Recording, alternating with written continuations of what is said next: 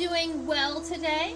I have been chatting with Evea and Susan in the chat, and of course, Susan, you should let me know when Lupine Fest is.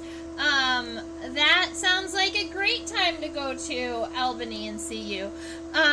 New York, honestly, the New York State is honestly not that far away from me, so that I could do in a weekend trip, although I was considering in the fall taking a road trip up north of New York, so driving through your region this fall. But you should definitely let me know when the Lupine Fest is. Now, I had originally, it's in a little over 2 weeks. Oh no! What day? If it's in a little over 2 weeks, then it could be my birthday. May 20th. I can't get that day off. Alright, so, sad day. I'll have to talk to some people. I mean, I might be able to figure it out, but the likelihood is probably not. Sorry. Alright, so, I thought that this was a steel blue cricket hunter, and when I was speaking to you, ladies, about what you wanted to sketch today, I pulled out what I thought was a steel blue cricket hunter from my collection, and then I started looking at it, because I had just kind of site identified it, and I wanted to determine what the actual characteristics were for that species. This specimen was collected in Arizona. Let's see. This was collected in Sonoyta, Arizona, and in July 22nd of 2015. So, a little bit of time ago. This specimen is actually still in pretty good shape, so I'm excited about that. But as I was looking at defining characteristics for this species, I realized that there was another species that looks very similar to the steel blue cricket hunter, and I believe this is actually a different species. This is a blue mud dauber wasp. Rather than being a cricket hunter and having the ability to kind of hunt crickets and grasshoppers and lay their eggs in there and their young parasitize, this is a wasp that's going to be spending its time kind of like building mud nests, and it doesn't build mud nests on the ground. A lot of times it builds them kind of on buildings or like on eaves, like against brick and kind of underneath kind of more hidden places. And they make these really cool big like mud nests. And they actually are going to fill them with spiders for their babies to eat. So they're more of a spider hunter, although they're in the family Sphaecidae.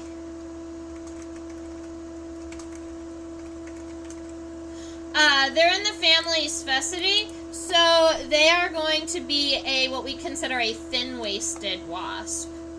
The immatures feed on those spiders, and then the adults generally feed on nectar.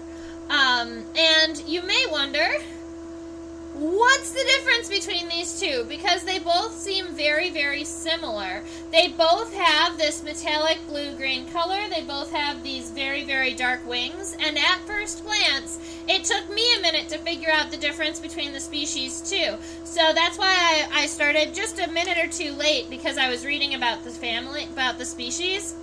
And this mud dauber, generally the mud daubers are more setose, or they're hairier than the steely blue cricket hunter. So the cricket hunter is more of a, I wonder if my other specimen is a cricket hunter.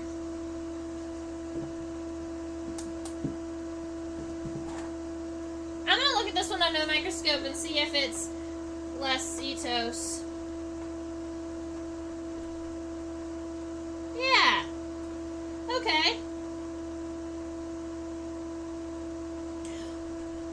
So I have both. Let's look at the other one really quick.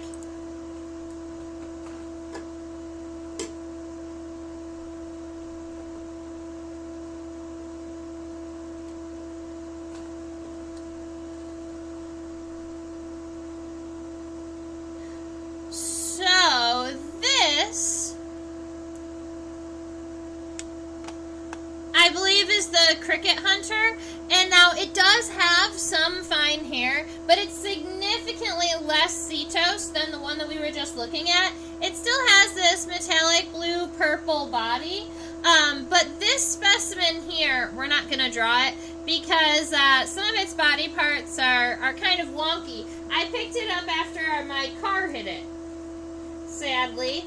Do you guys ever see that your car hits a bug and then you decide to kind of turn around and go find out where it landed? No one? Just me?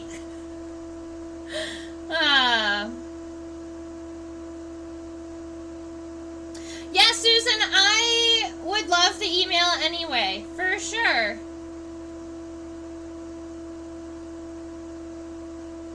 Welcome, Deb! Yes, exactly. It makes little mud houses for its larvae. And then fills them with paralyzed spiders so that they can eat.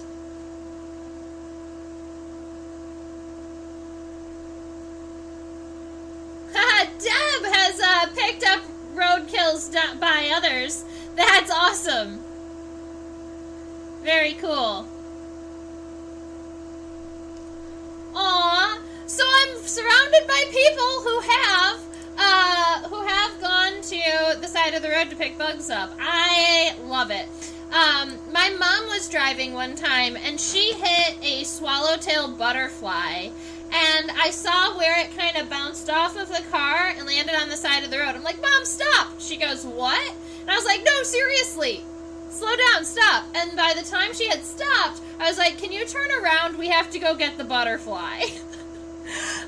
Because she had gone so far, but we were able to turn around and actually get it, and I was very proud of her because, normally people are like, you wanna do what? Like, you wanna pick a bug up off the side of the road? But that's exactly what I wanted to do, and that specimen was beautiful.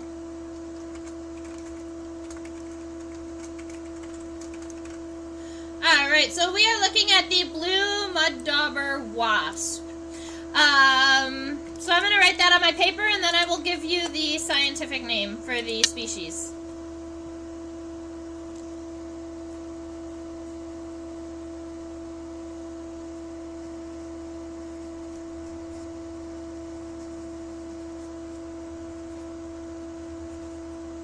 Alright, so we are looking at the blue mud dauber wasp. The species name on this is Chalybion californicum.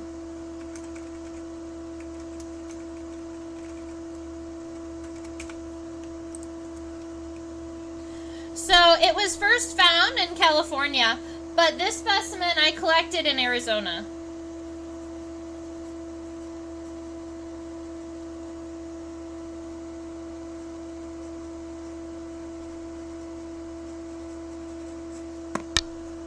And then when we look at its range,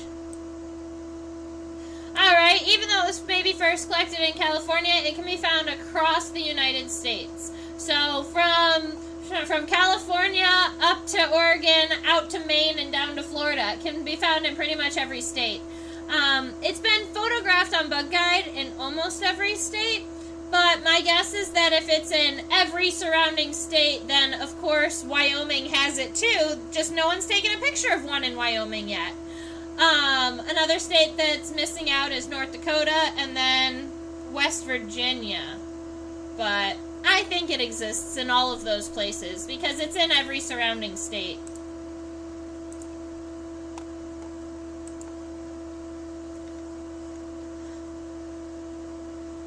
Wyoming has no people. Yeah, maybe that's why. Nobody's taken a picture of this wasp in Wyoming because there's nobody there to take pictures of that wasp. I think that Wyoming was the last state for a person to see one of my YouTube videos, because I had been keeping track, and now my videos have been viewed in all 50 states, which is kind of cool. Alright, so, I was trying to decide if we were going to be drawing it from a dorsal or lateral point of view. I think that if we draw it at a lateral point of view from the side like this, it'll be easier to show off the wasp waist and the defining characteristic of the defining characteristic of the family. So let's just go ahead and do that.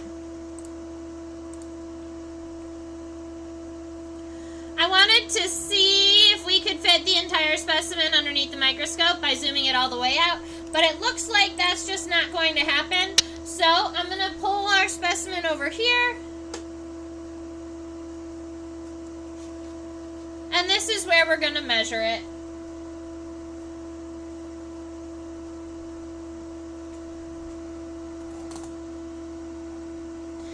The Chaos Kitties decided to knock my ruler off the table, so instead of going down there to get it, I have a tape measure. So that's what we're going to use today to... Oh, no. It only has feet and inches. Darn it.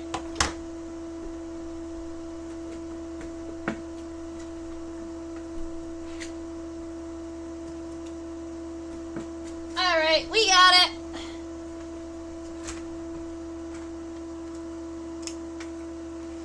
Silly kitties.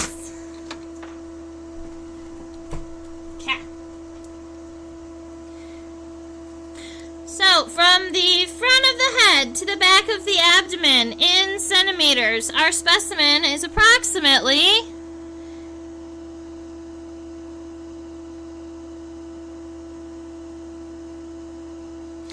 we're going to go 2.4 centimeters.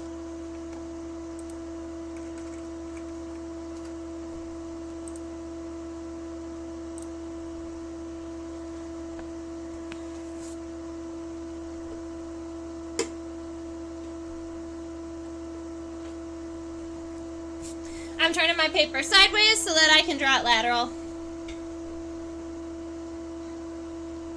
Oh, that's so cool! You took pictures of a turkey vulture hunting.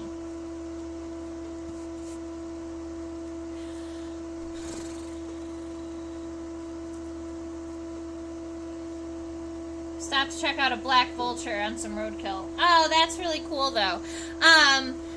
The last time I stopped for roadkill was because it was on a jackrabbit, and it was in Arizona, and there were puddling butterflies on the roadkill because there's so much kind of salt coming out of the wounds and in the blood. I guess the butterflies were drinking it, which is wild.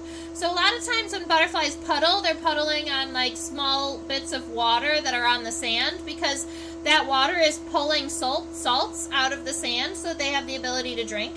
But these they were lycaenids, they were little blue butterflies. They were puddling on roadkill. It's wild. So obviously I needed to take a picture of 100 blue little butterflies on a dead jackrabbit.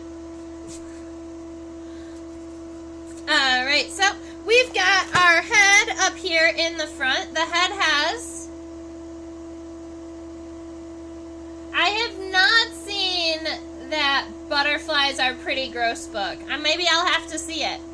So, does it include the vampire moths? Our head... So we're going to start sketching while we're chatting. Sorry about that. But, you know, we go off on tangents on this live stream all the time. So, our head shape is going to be... It's going to look kind of like a D shape, except that it's more flat on the bottom. So let's go ahead and start that off. The back of our head, instead of being super straight, is going to be mostly angled like this. Keep in mind that when I'm sketching, I always do a light sketch first, because I'm trying to get kind of the basic shapes on the paper, and then I come back, we zoom in, and we add even more detail to the specimen. So that's how these live streams work. So we've got, instead of it coming absolutely straight down, we're just going to angle it off a little bit to the right.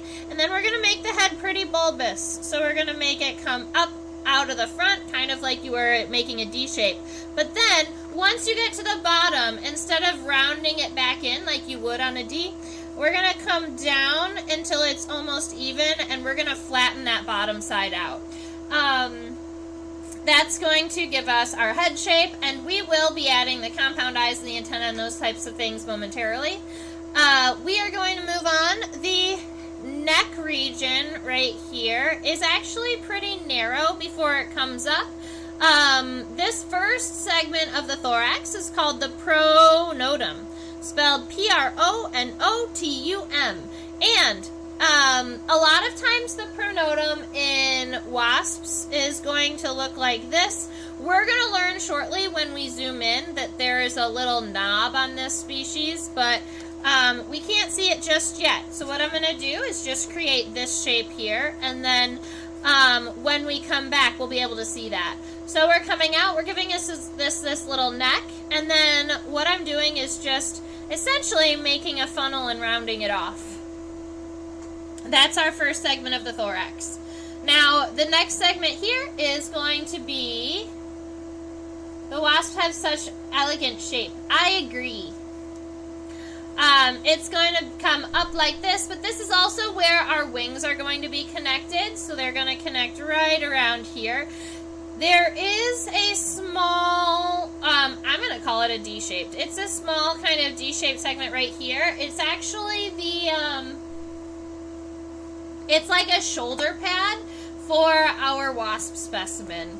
And then here, our thorax is going to come down and actually get very narrow, because you can see it has that very narrow wasp waist. So you're going to bring it almost all the way down, and then I'm just going to make my thorax kind of flat on the bottom. When we are adding our legs, you'll be able to, I'm going to make sure this is straight. Yeah, there we go. When we're adding our legs, we're going to be also adding the meso and the meta, I guess we call it a pleuron. The second and third segments of the thorax, we're going to be able to add the lines and the separation of the plates when we zoom in. The little shoulder pauldron. Yeah, we call that. So that's one of those names that I remember on and off, and then whenever it matters, I forget the name of it.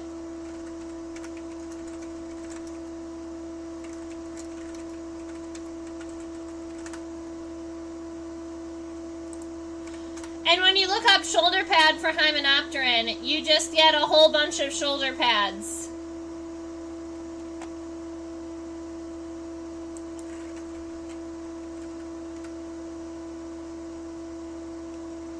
I wish I remembered what it was called.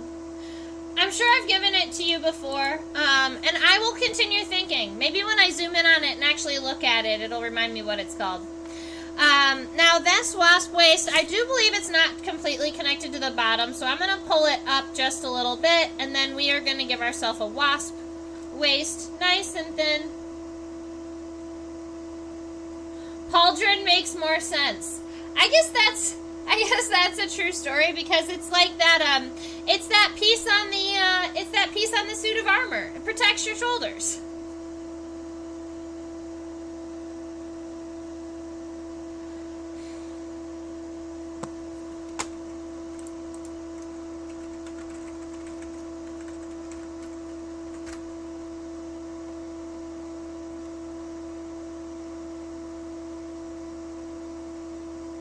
I really want to remember the word.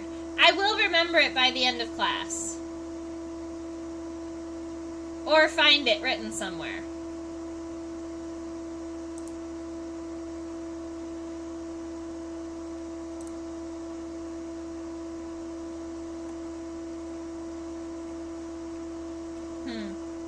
I'll get there.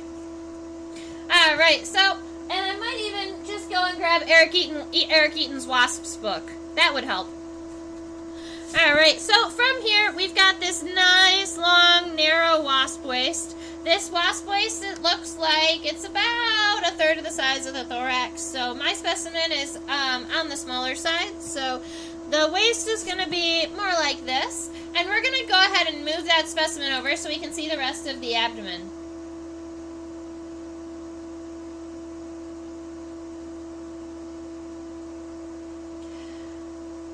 Quick question, and I'm sorry if I missed it earlier. Am I still working on my coloring book? The answer is yes.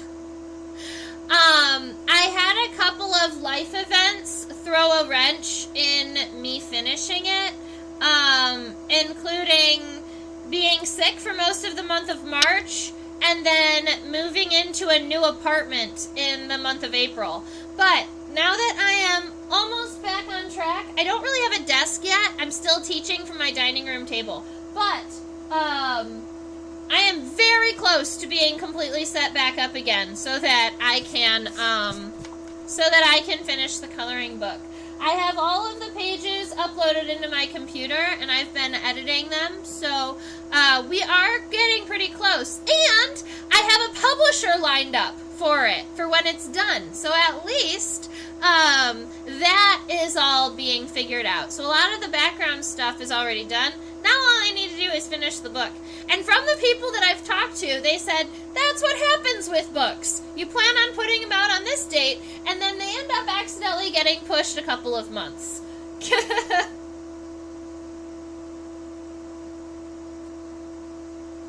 If only we could summon Eric Eaton himself. I know. Eric has been having a great time. I mean, I'm still in contact with him. We still talk fairly regularly.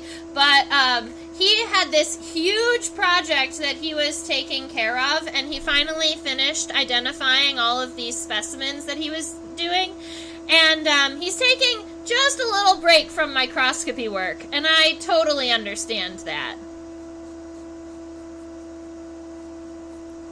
So I love the shape of these abdomens. They almost remind me of, like, they're very similarly shaped to maybe like half of a yin-yang or like a comma. They're rounded along the bottom, but I'm going to make mine just a little bit longer rather than, I kind of made mine a little bit fat. But that's why this is the first sketch.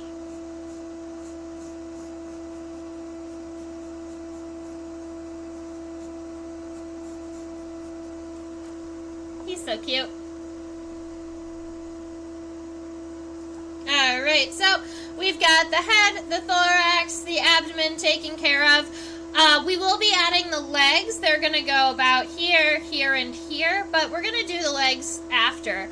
The wings, I think we can put these out here. So the wings are going to, at least so we know how long they are, they're going to come out from the top of the,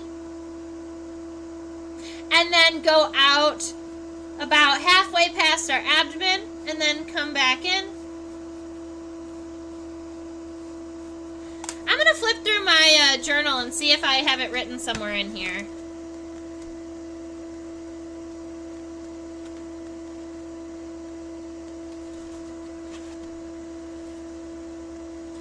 It's funny because I remember it every time I teach all of the other classes, and then when I come here, it just disappears from my brain.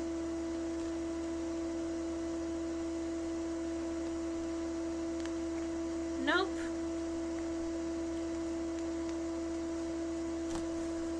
I hope that you all also have words like that you can remember only at the weirdest times.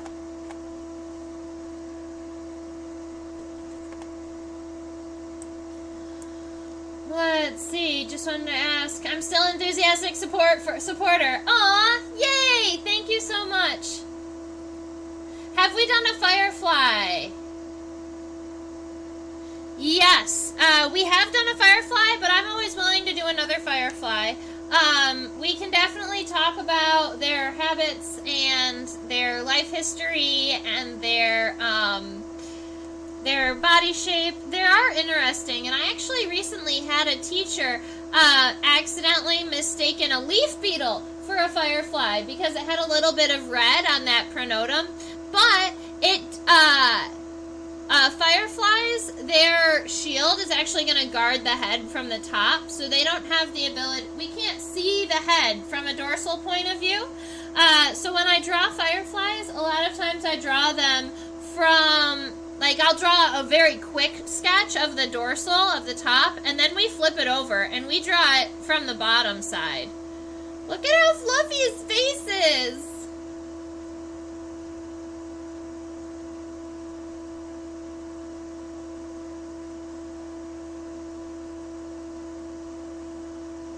Ooh, between all the fancy clothing terms and the wasp waist, we have a Victorian outfit. True enough. And it's a structural color, so this metallic blue is going to be here forever.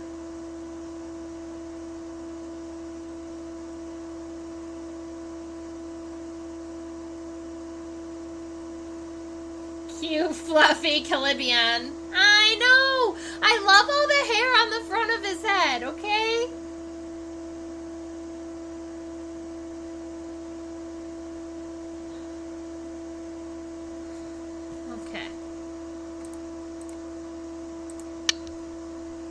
Alright, so we've got our overall shape on the head. I think that there are a couple of angles that I want to fix really quick. They're just a little bit too sharp.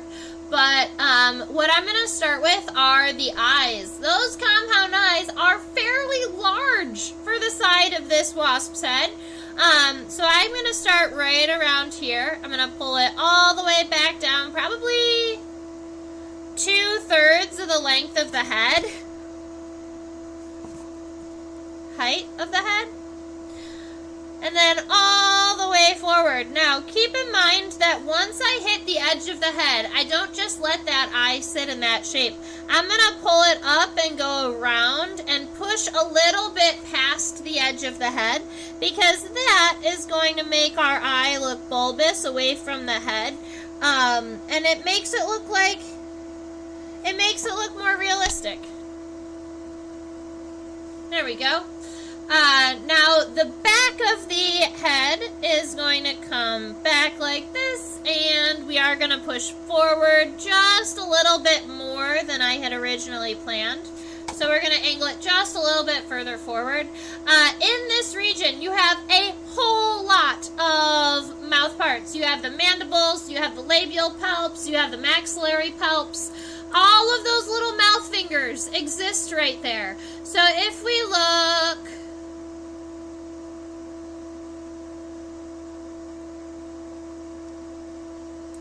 Terry disappeared. I have to go get him back.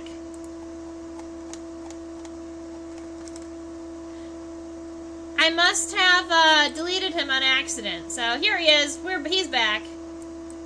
Right, so if you look right here, that little segmented thing moving backwards and this little segment there, those are actually labial palps. Those are mouth fingers that are connected to the bottom jaw, and they... Where is it? Oh, there it is. Alright, so those are mouth fingers that are connected to the bottom jaw, and generally they're going to move forward, but when this specimen passed away, they were going backwards, and I don't fix that.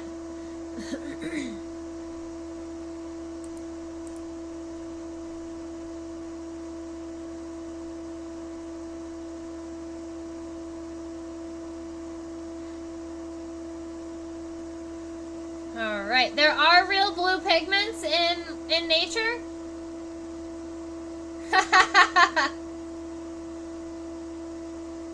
Wasps get all of the appendages, yes. So they get the labial palps on the bottom jaw. They get the maxillary palps on the maxilla, right above that. They have mandibles, and they have a labrum, or an upper lip. And they all are existing right here, although it's not really easy to see them. So I'm going to finish the front of our head, and then maybe we'll even turn the specimen so we can see the mandibles a little bit better. So it's going to come down like this. So what it's kind of going to look like is you're going to have this labrum, this upper lip. It's like a little itty bitty triangle here.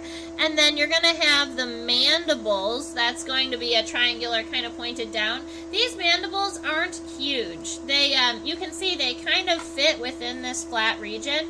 But you do, the next one down is going to be the maxilla. And it looks like that is multi-segmented. And then you have the labium,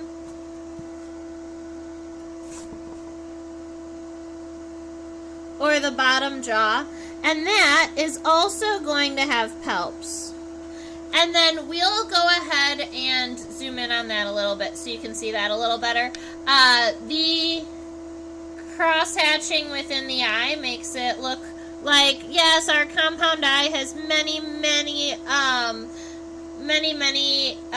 small eyes within it. And then you can see the antenna. Now, the antenna on this specimen is kind of coming towards the microscope, so I have to zoom closer to us to see the entirety of the antenna. So we're going to count it from the top down, and then what I'm going to do is I'm going to push my antenna above the specimen rather than coming towards us. So this is 1, 2, 3, 4, 5, 6, 7, 8, 9, 10. I'm going to refocus. 11, 12. Yes. So we have 12 segmented antenna. And just like all other antenna, it comes scape first. That's that wide or rectangular segment here. That's your scape, spelled S-C-A-P-E. You have the pedicel, spelled P-E-D-I-C-E-L, that exists right about here. And then the rest of the segments are the flagellum. So, did I say 11 segments? 1, 2, 3, 4, 5, 6, 7, 8, 9, 10, 11. I said 12? 1, 2, 3, 4, 5, 6, 7, 8, 9, 10, 11, 12. 12 segments. So there are 10 more segments. And instead of coming forward, I'm just going to kind of wrap them around here. And these are filiform segments. 2, 3, 4, 5. And as we get towards the end, the segments start getting shorter and shorter. So I'll show you that. These are the last handful of segments. So let's see. 1, 2, 3, 4, 5. And then after that, they are going to be getting a whole lot smaller.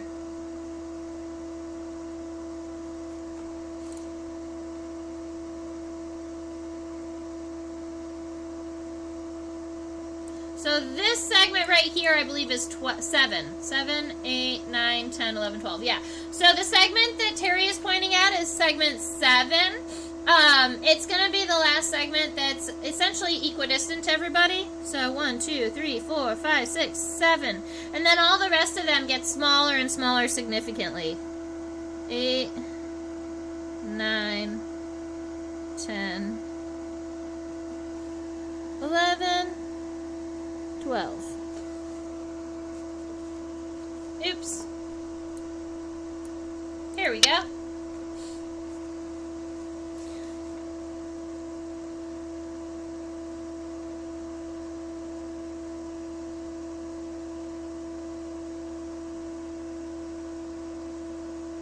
Oh man! I missed out on some of the chatters. Let me go see. But do they have trochanters?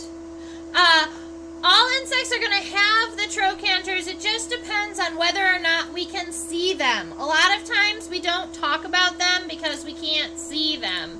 Or they're on the underside of the body.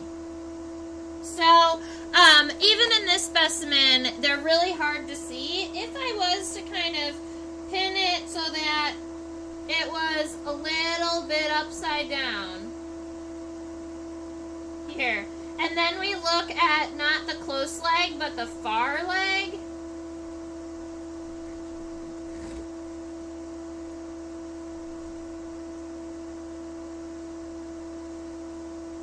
I can show you what the trochanters look like in most specimens.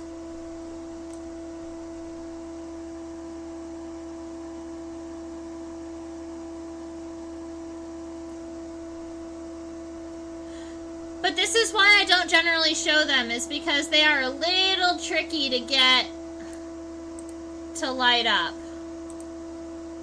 Alright, so, I think this is the best I'm going to be able to show on this guy. This right here is the coxa, so that's the hip bone. This segment right here is the femur coming up. And if you look right about here, there's like, sometimes I call it a pizza-shaped segment. It's going to be this little itty-bitty triangular knee segment right here in between the coxa and the femur.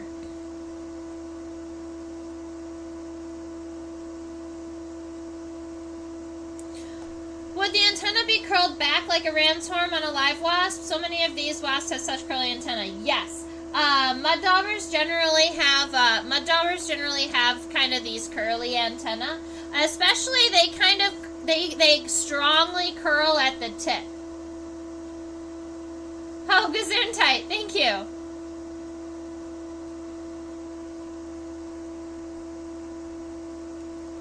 Oh, the beard. This. Very good. So I guess that's a true statement. We could come back up here and add all of the hair, because that's what makes this specimen not a steely blue cricket hunter, but a mud dauber.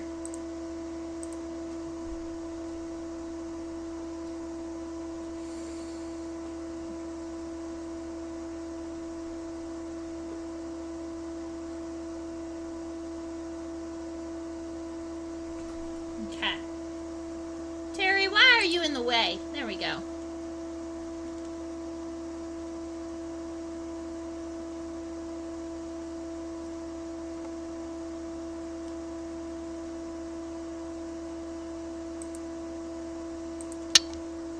Alright, so now we are mostly zoomed in on the first segment of the thorax. You can see that it has some of these ridges, some of these kind of defining characteristics in here, but there is one characteristic that's very, very important in this family, and it's right about here, and it's Terry is pointing to it. It's a little bit trickier for us to see just with the light, but if you follow this line, this is the end of the pronotum, down straight, you'll notice that instead of going all the way straight down, there's this knob right about here.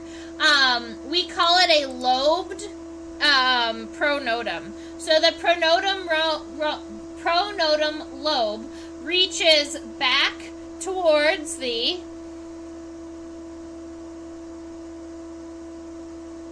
I swear I'm going to trick my brain into remembering it one of these times. It reaches back towards this guy right here.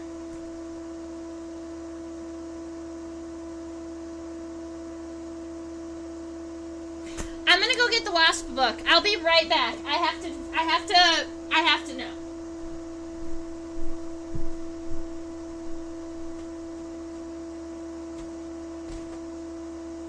Oh, where's the wasp book?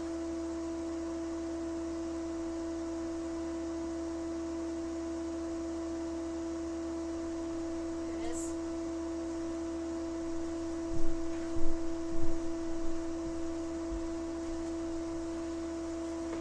Alright, I'm back. I have the wasp book. I have, this is Eric Eaton's Wasps book. He signed it for me, so I was pretty excited about that. And I believe that there is an image in here of the anatomy of a wasp. And I would be surprised if he didn't give us that word.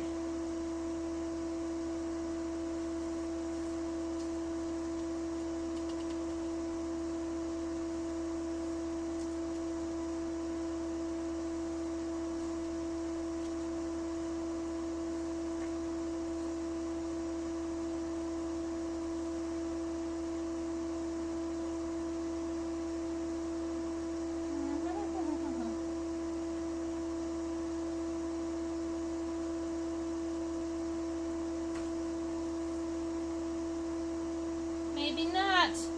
Darn it.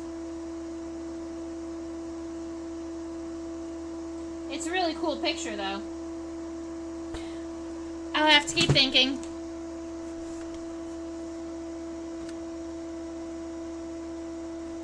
All right, so taking this shape back, we're gonna come up, but not higher than the head. We're gonna come down, but then once you get about halfway down, instead of going all the way straight like we had originally, it's got this lobe. And that lobe is characteristic of 2 families of wasps. So if you see that prenodal lobe on the side of a wasp specimen, it could either be a sphaecidae or it can be a pompilidae. So they used to both be in the same family, and when I learned them, they were the same family. So, but they recently separated them out, and now there isn't, I don't know the exact characteristic that separates those 2 families, but if you see that, you know it's in either one or the other. The coxal segment for this wasp, we're just going to go ahead and draw the front leg as we move back. So the coxal segment is visible. It looks like it comes down from right around here, and we're just going to give it this type of shape. But the thing is that we also do have that, that trochanter in there, and because we did go ahead and look at it, I'll go ahead and give us this little itty bitty pizza shaped segment here. It's helpful when you're sketching because it does re-angle the leg. So the coxa is coming back like this, but then the trochanter is going to angle the femur kind of forwards. Now we can zoom up so that we can see the femur.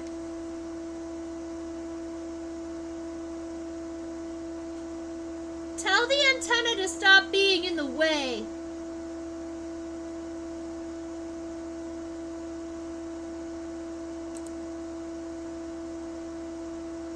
It's so pretty. I just love this specimen. Alright, so the bottom of the femur is lobed outwards, and then the top of the femur is mostly straight. Once you get to the very bottom of the, once you get to the very end of the femur, it's fairly narrow, and that's going to look like it's going to come right around here at the base of the mouth parts. So I'm just going to go ahead and preemptively erase some of those pieces. Aye. So it looks like our femur is coming up in this direction, and it's going to get fairly narrow right here. And then the tibia is going to be coming back down.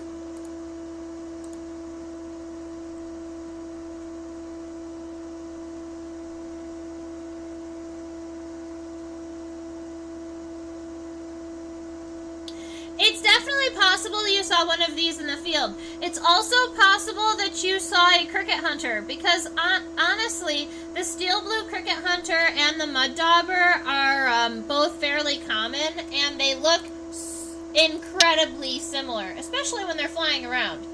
The front of the tibia is going to be moving forward. Let's see. It's fairly narrow. Alright, so we've got that tibia here. Now the tibia actually ends behind the antenna. So if you're looking at the tibia, it starts here, and then it comes down and it ends right around here. So this segment here is tarsal segment number 1. It goes 1, 2, 3, 4, 5.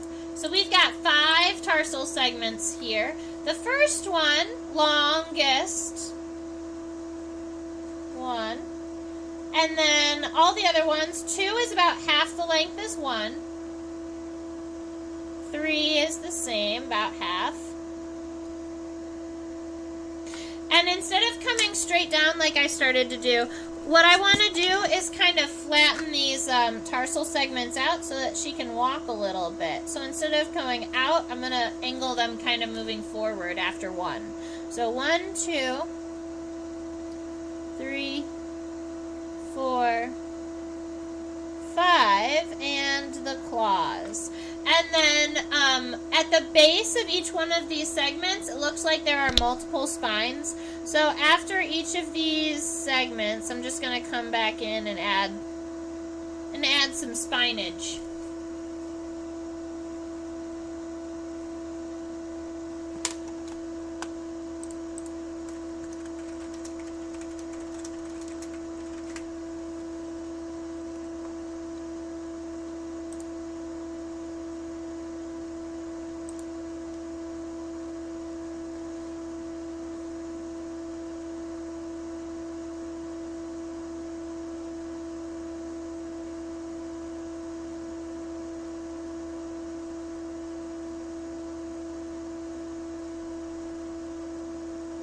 It's going to be the minute that I end this live stream that I remember what they're called.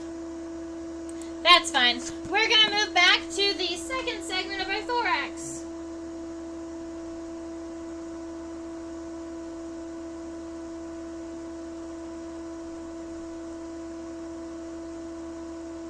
He's so cute. He's so fluffy.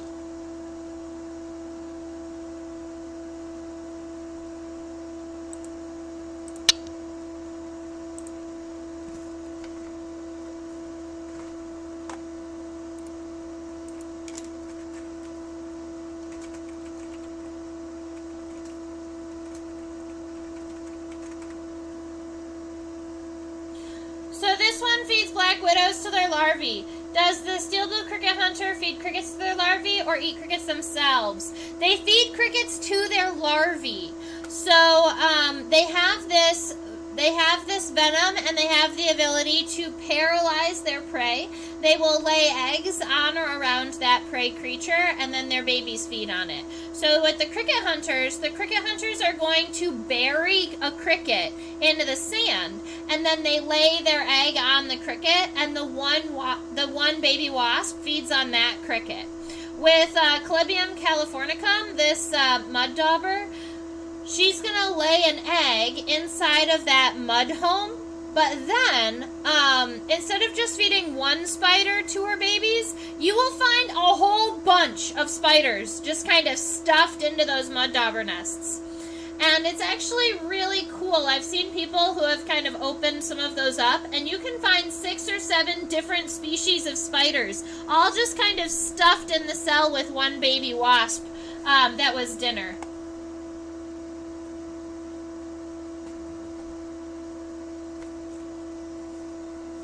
Alright, so from here, we're going to be coming up, and we're going to give our wasp its back a little bit. Now, this is until the wings happen. We've got what we're going to call the wing shoulder at the moment.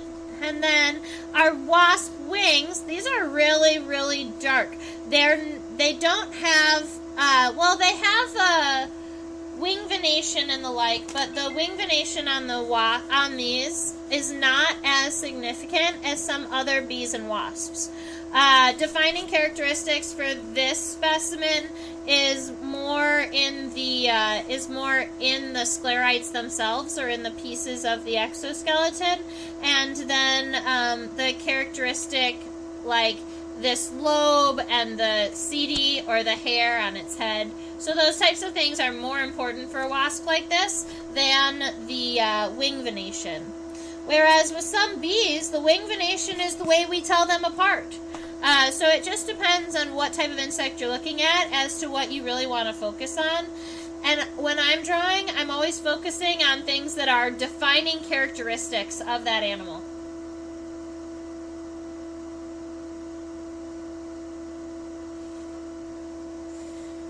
Alright, so I'm going to zoom out just a little bit because I want to see the very back. There we go. I want to see the very back of the thorax too. There we go. Okay, so from here, the back of the thorax does come down fairly abruptly. So I want to make sure that it comes down very abruptly. From here, this is where our legs are going to be starting. So instead of starting at the back, I'm going to start from the front. Oops. Alright, so if you come here, you don't continue the bottom of the body from the coxal segment. You want to continue it from the pronotum. And we're going to go back. We're going to give a little bit of a space between the front leg and the middle leg. Now, the middle and the hind legs are connected very close to one another, way back here. The coxal segment for the middle leg is right around here. And then for the hind leg, it's a little bit further, it's only slightly further back, and it's angled further out. So the middle leg is kind of pointed down, and the hind leg is kind of out. Alright.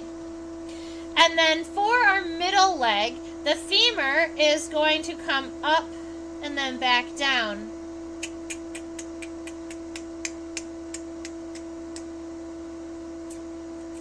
That's just the way this is honestly just the way that I pinned it.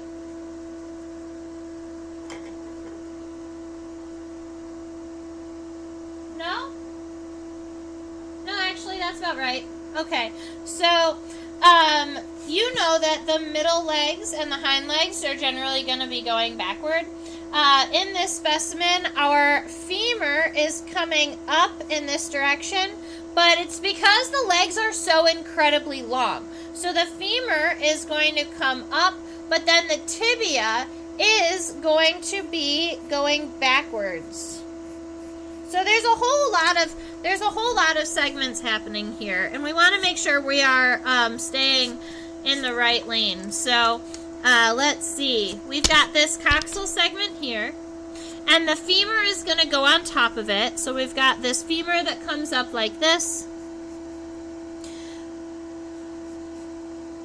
And then the tibia is going to be coming down, and it runs very parallel to the hind leg, to the femur. But I'm going to bring it down closer to more like this. That's not bad. All right, so you've got the coxa coming down, the femur going out, and the tibia coming back down. And that tibia looks like it's going to end right around here, just a little bit after the body, just a little bit after that coxal segment. And then if we look at the tarsal segments, we're going to have to move this specimen just a little bit. Is the waist part of the abdomen? Yes.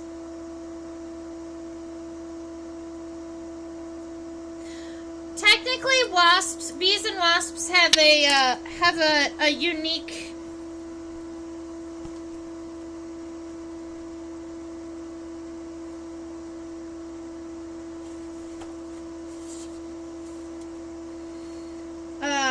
first dorsal segment of the abdomen is the propodium. The second dorsal segment of the abdomen is the first segment of the metasoma.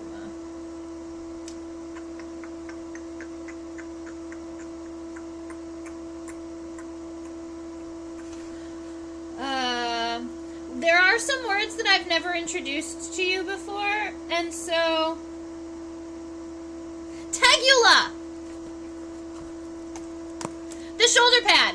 It's called the tegula. I'm going to write it down this time. Spelled Tegula. The tegula. We win. Okay. I feel much better. So,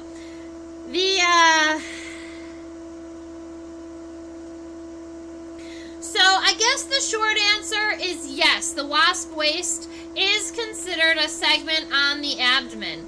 In fact, there is a segment of the abdomen that exists right up close to the thorax. And so in wasps, instead of calling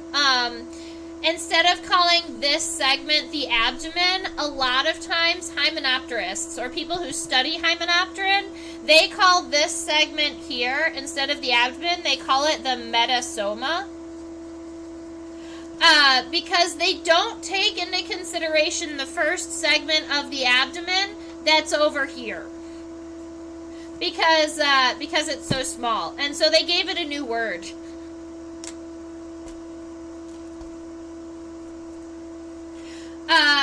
Some more bonus words, because I'm holding Eric Eaton's book.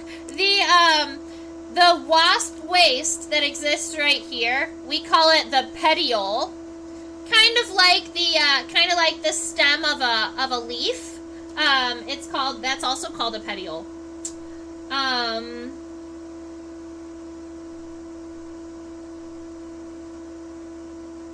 The remainder of the metasoma is often returned to as the gaster.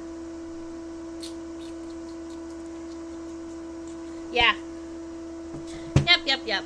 So, we've got the metasoma there. Okay. So, we've got our femur. We have the tibia. Oh, I was counting tarsal segments. That's what I was doing.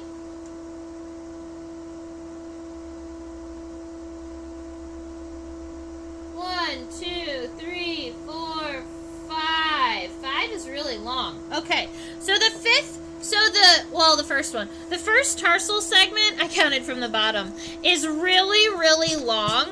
And it has multiple spines on it. So if we come here, the first tarsal segment is going to be maybe about half of the length of the tibia, which is pretty long for a tarsal segment. It also not only has spines on either side, but it has a variety of spines coming up the bottom side of it, right, like that. Now, that's only the first segment. Now, all of the other segments get smaller and smaller. So we've got 2, 3, 4, and then 5, and the claws. All right, so we've got the first leg, the second leg. Now our third leg, it's going to be coming up and back down in a very similar fashion, although you can see that the hind leg is even longer than the middle legs. This hind leg comes all the way up here past the wings. So we're going to take this, we're going to make sure it stays nice and thin, and you've got 1,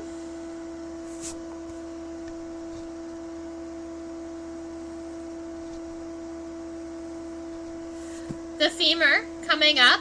We need to get the tibia to come back.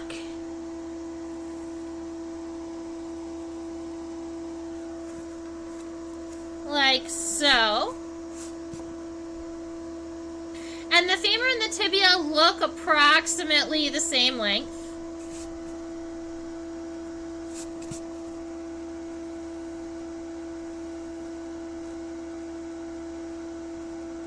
And then we have all of these tarsal segments. So I believe this is also going to be 5. 1, 2, 3, 4, 5. Yep. But that first one is also, once again, nice and long. So we've got 1.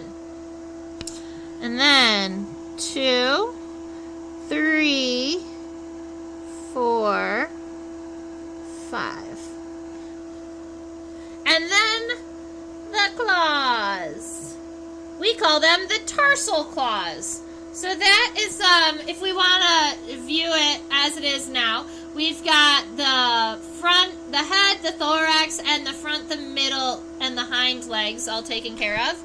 Now all we need to add is the petiole, or this very thin abdominal segment here, and the metasoma, or the abdomen of a wasp. That just doesn't include one of these segments. We laugh about it. There's a long trochanter on that hind leg. Let's look at it. Oh, there is.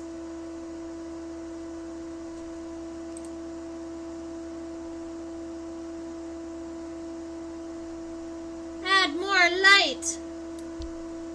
Sometimes if I make the specimen too dark, my microscope camera will kind of like automatically add some brightening to it, but it doesn't seem to want to do that right now.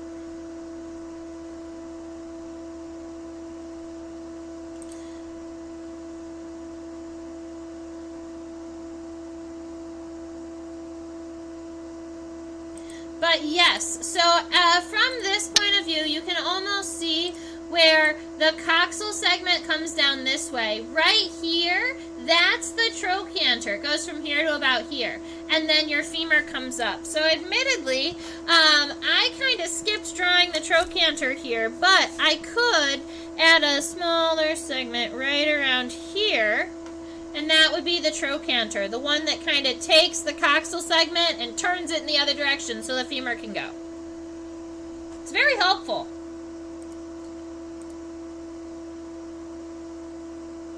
Are you sure it's not 6 tarsal segments? There seems to be a shorter segment after the long segment, unless it's just that segment is pinched near the end.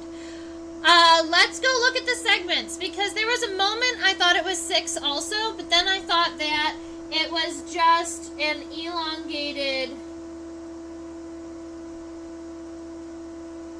1, 2, 3, 4. It is just 5.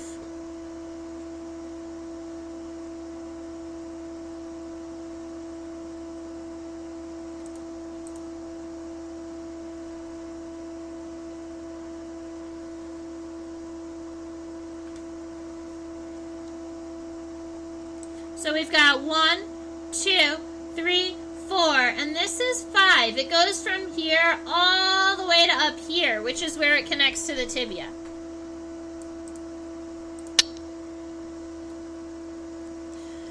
And I'm going to go ahead and add some of these hairs now, and some of the spines, now that we are looking at it just a little bit closer.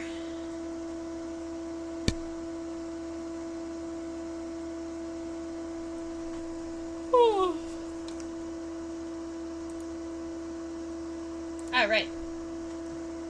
Let's get this wasp waist figured out.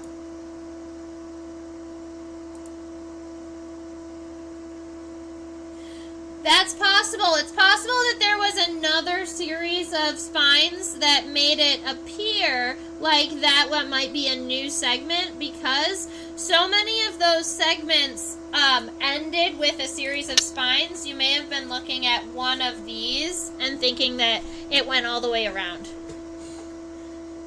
That's very possible.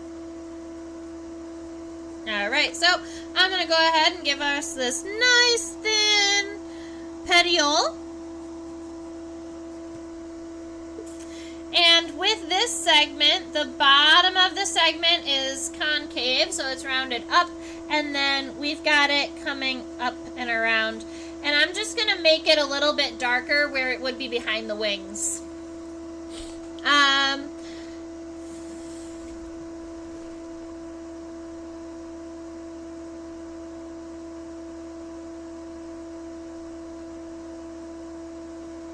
One, two, three, 4, 5, 6.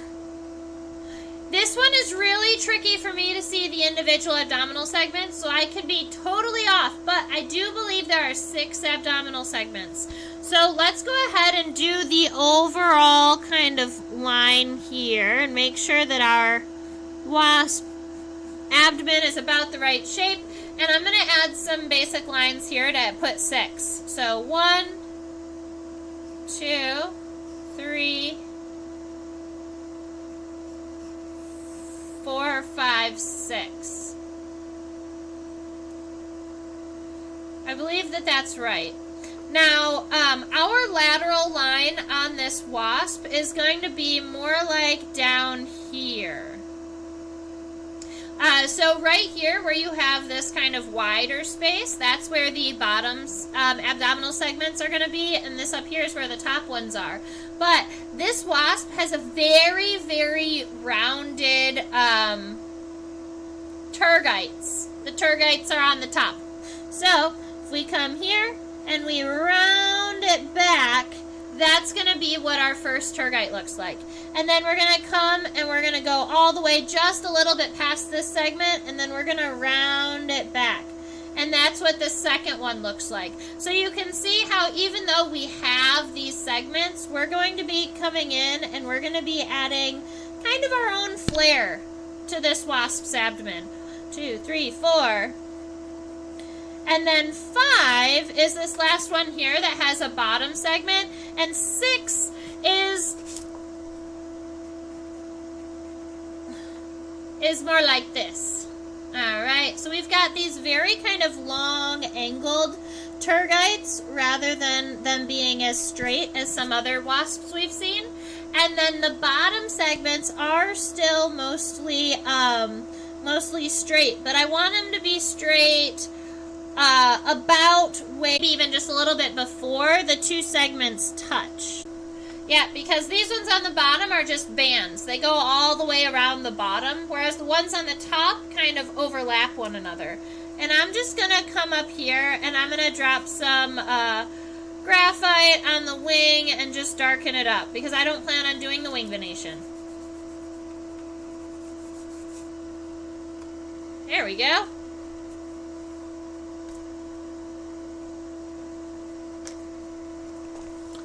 So this is what my wasp looks like. I hope that you are happy with yours. Mine actually turned out better than I thought it was going to, so I'm pretty happy with that. there was a moment that I was looking at my sketch thinking, I'm not so sure about this. But as we zoom in and we observe some more of the features and we start adding all of the detail and coming out with our solid lines, things just sort of happen for us. It's all about observing the details, and I loved going on. I went to a field ecology weekend in California this weekend, and we talked about observing the details and really kind of focusing in on things. I took a short nature journaling class with Hashi, and I really enjoyed going in and looking at very, very fine details of things out in the wild. You know, most of my sketching happens here under a microscope, but it has inspired me to go outside and do some drawing for myself too. I think I'm just saying, yeah. It's about the pencil miles. Exactly. You're going to draw yours again. That's okay. Sometimes it takes once or twice. And I believe for me, it's the use of a pencil so that I can erase and change things as I'm going. That really helps me kind of hone in on all of those very, very fine details. I think it would be very difficult for me to draw something like this with a pen.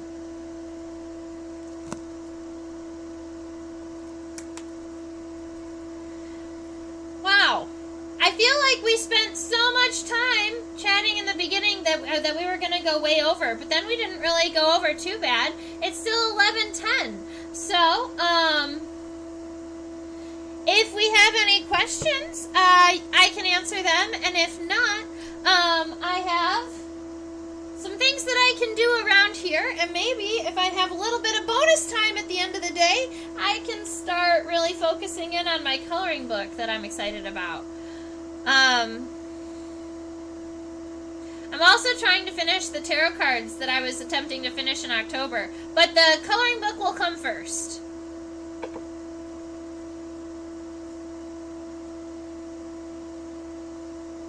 Yes, exactly, Susan.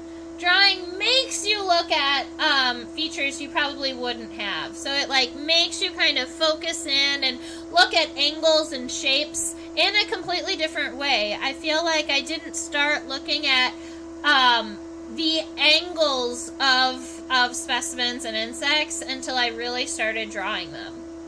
And now I have books and books and books of drawings that I am very much proud of. I drew this Goliath beetle recently with a group of kiddos. I don't have a Goliath beetle myself, but the kids asked if I could find an image that we could use, and we sketched this Goliath beetle, and that was really cool.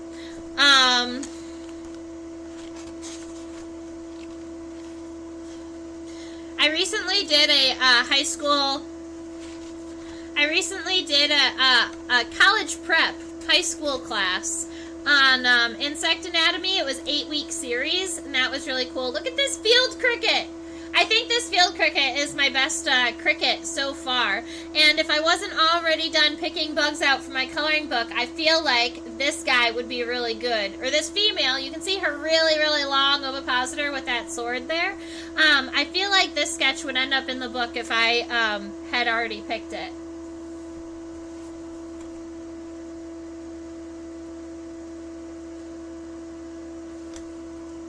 Or this guy. Big humpbacked cicada. I love him. Right, so, yeah. I want to say thank you for giving me the opportunity to talk about bugs every week and to help me, better my insect identification, because I probably would have gone along thinking that this was a steely blue cricket hunter if I hadn't looked up those fine details for you guys to make sure to confirm that identification and realized it was something completely different.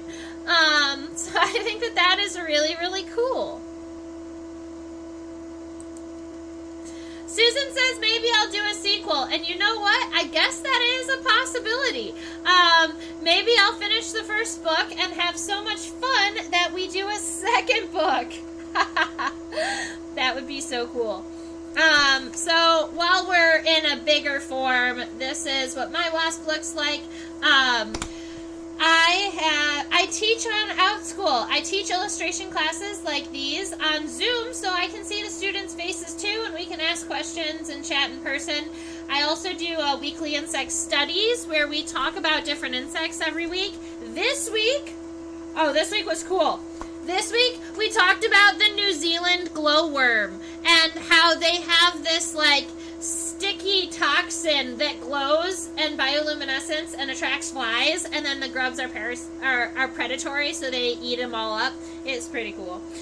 So we talked about New Zealand glowworms in my weekly insect studies class, and I also teach to little kiddos, the Junior Bug Club kids. And so maybe on this day we talked about sulfur butterflies and how they have knobbed antennae and how they can see. They can see flowers differently than we can see. So we got to talk about that a little bit, and that was really cool. So that's what I do on OutSchool. If you know a student 5 to 7, 9 to 12, any real school age, I do have classes there. This is your reminder to subscribe on YouTube. Those of you who have been chatting with me all day, thank you. Deb and Avea and Susan, I know that you are all already subscribed because you're chatting in our chat box, and only subscribers can do that. I super appreciate all of you. Down here on the bottom right corner is where you can drop a tip or two if you have really enjoyed yourself, if you learned something new, if you would like to buy me a coffee. You can feel free to drop a chat, to drop a tip. You've been to the glowworm caves, Avea? I'm so jealous. I want to go so bad.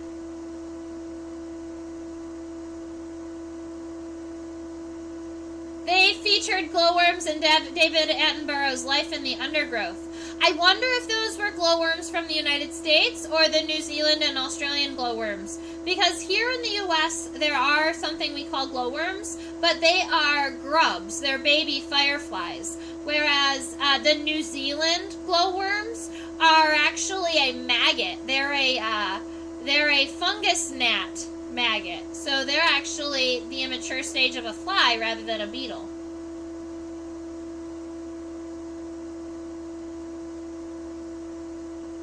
That's so cool, Avea. Oh man, I really want to go to those caves, and I want to go and, kayak through the water just to see it as you're on the water. I think that would be so cool. Yes, I will go there one day.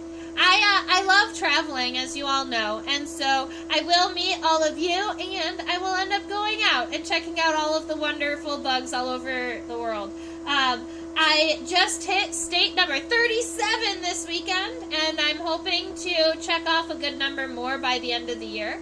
So we'll see what happens. They had the long strings with the dangling threads, like in your picture. Cool! Okay, Susan, awesome! So David Attenborough had the New Zealand glowworms. Oh man, that's really cool. I'm gonna have to check that video out. I've always thought that it was kind of cool that they have those long threads, because it looks kind of like a fisherman's line. Like, they float a buoy over here, and this is where the boat is, and then they run fishing line and then a bunch of hooks down into the water to fish.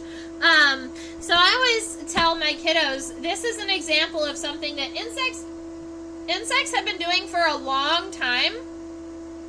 And maybe we didn't learn this tactic from insects. I don't think we learned how to fish from these guys, but they had it figured out first, which is kind of cool. All right, so I hope you all have a wonderful rest of your week. Thank you so much for all of your support. I super appreciate it. And I believe that I am not going to be doing Sunday live streams for the next 2 or 3 months because I want to get outside and collect bugs. So I've been using that time to go out and do a little bit of me time, go hiking, see bugs, take pictures, make sure that I have the ability to come here on Thursdays and teach. So if any of you really, really would like me to continue doing the Sunday classes, you can always email me at trisha@theinsectopia.com, and I could probably manage it if there were a good number of you. But I really do want to go out and look for myself some bugs. It's my day off. So I hope you have a wonderful rest of your week, and stay buggy!